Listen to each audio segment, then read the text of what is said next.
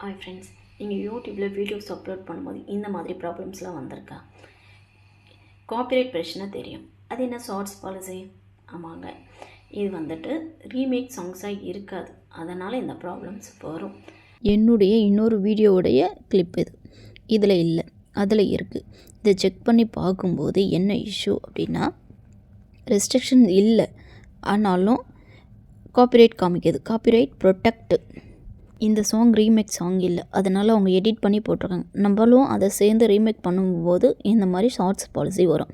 But இது copyright இல்லை அப்படின்னு சொல்லிட்டு யூடியூப் தரப்புலேருந்தே கொடுத்துருக்காங்க.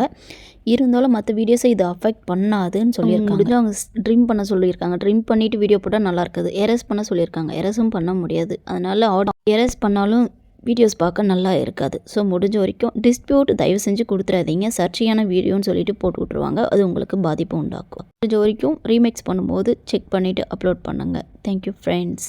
உங்களுக்கு யூஸ்ஃபுல்லாக இருந்திருக்கும்னு நினைக்கிறேன்.